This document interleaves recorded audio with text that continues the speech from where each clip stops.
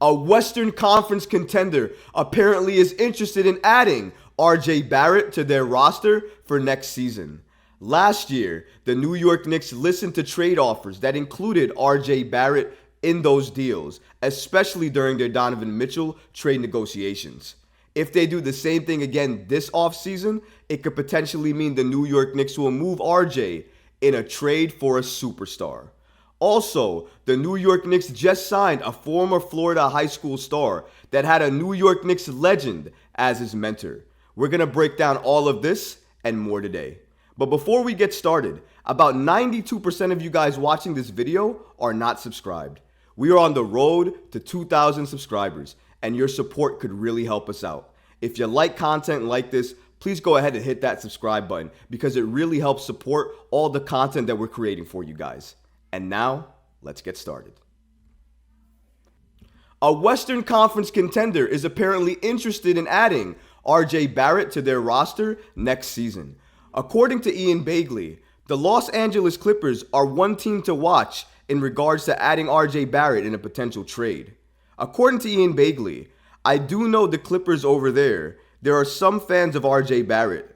This is a pretty interesting report to understand from Ian Begley here. There have been constant talks between the Knicks and the Clippers about adding Paul George. And a lot of people have been asking, well, what would it take for the New York Knicks to swing a Paul George trade? And now we're hearing that the Clippers are interested in RJ Barrett. And I can understand that. First of all, RJ Barrett is 11 years younger than Paul George. So if you're looking to upgrade and you're looking to think that RJ Barrett has another leap and step he can take in regards to his game, and you believe in that, then adding RJ Barrett to the Clippers team makes a lot of sense. Because if you believe he's going to turn into essentially with Paul George's, or he's going to turn into something that's on the same level of Paul George, but he can give it to you at a younger level, then maybe that's what the Clippers are banking on and why they may want to add RJ Barrett. But honestly and personally speaking, it doesn't make sense to me.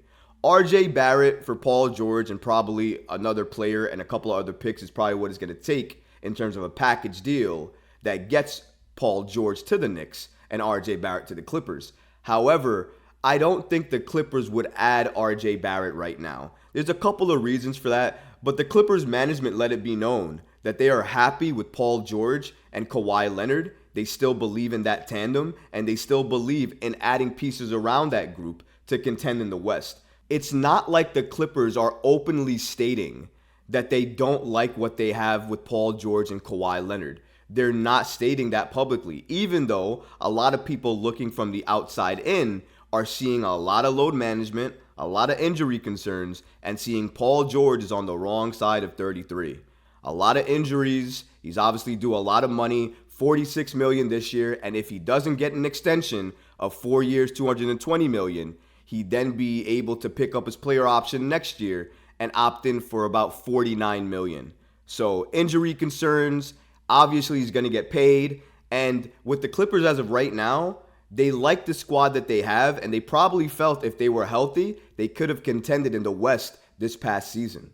Unfortunate part was they weren't healthy. And that's the story with the Clippers almost each and every season. So I can understand on some level why they may want to trade a Paul George for a potential investment into RJ Barrett, who, if you believe in him, can develop to that level and potentially help aid a team in contending for a championship. But you're going to have a lot of belief in RJ. And given where the Clippers are now and their trajectory and what they're looking to build with and around, I can't see them scrapping the Paul George idea and investing in a young RJ Barrett who still has a lot of development to go. So I don't see the trade happening. And even Ian Begley gave his 2 cents on this regarding why he thought the RJ Barrett to the Clippers wasn't going to happen.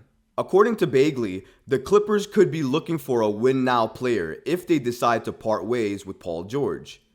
Begley states, can the Knicks offer that? It's up for debate. I don't know if the Clippers will look at some of these Knicks players and say, yes, that guy is going to help me go to the conference finals and help me get through with Kawhi Leonard and the rest of the group.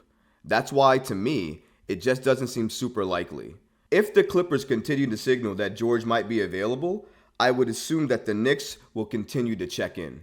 I absolutely believe this report from Ian Begley. It makes a lot of sense to me because regardless of anything, I think the New York Knicks will absolutely continue to check in on Paul George in that situation. And they're going to listen to offers. Last season, they let it be known. RJ Barrett, if he's part of the trade package, they're going to listen.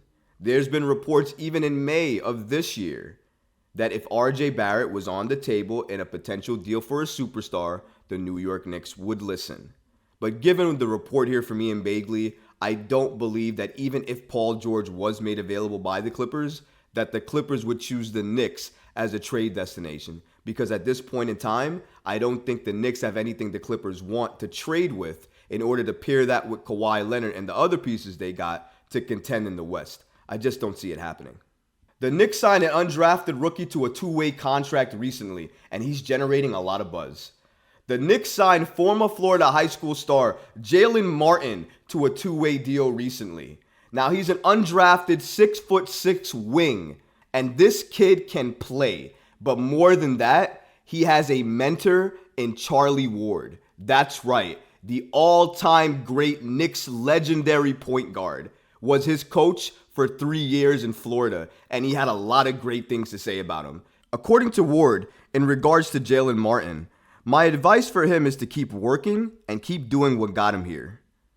It's been a journey for him. He's gotten a lot better. He's a slasher. He has good size, and he can defend and score the ball. He still has to improve in a lot of areas, like all young players have to in his position. This is a really good backing here from Charlie Ward. When you have Charlie Ward, a Knicks legend, speaking this highly of you and your game, you take stock in that.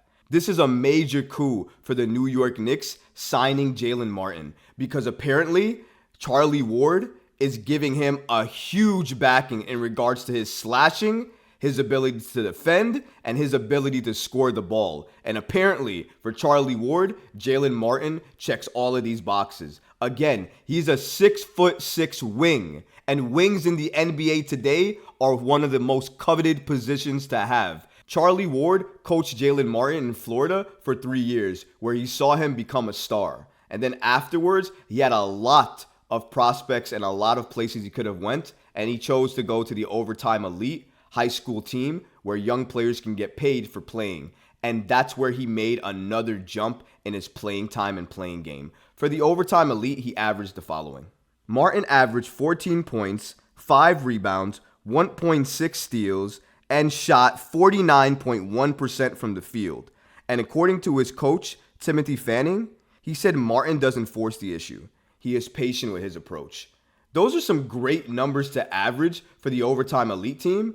And look at what his coach even says. He's patient and he doesn't force the issue. A lot of times when you're a young player coming into this league, things are moving too fast for you. You always force the issue and you always push the pace a little too much. But it seems like Jaylen Martin is already comfortable at playing at a patient and reserved pace. I'm not saying that's good for all the time, but if you're coming in already cautious, patient, but willing to make the right pass, make the right read, grab the rebound, do what you need to do on the offensive side and defensive side, it means a lot.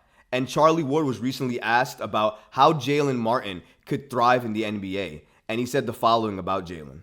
According to Ward, what Martin has to do to become a better NBA player is to continue on his current path in terms of being a valuable commodity on both ends of the floor. Charlie Ward raved about the 19-year-old Martin's two-way ability and his understanding of the game.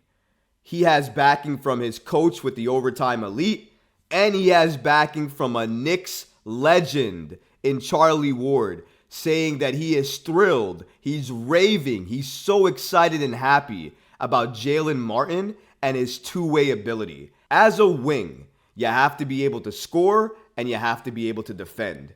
And if you're a two-way wing in this league and you can do both at a high level, you are going to be coveted no matter what NBA team you go to.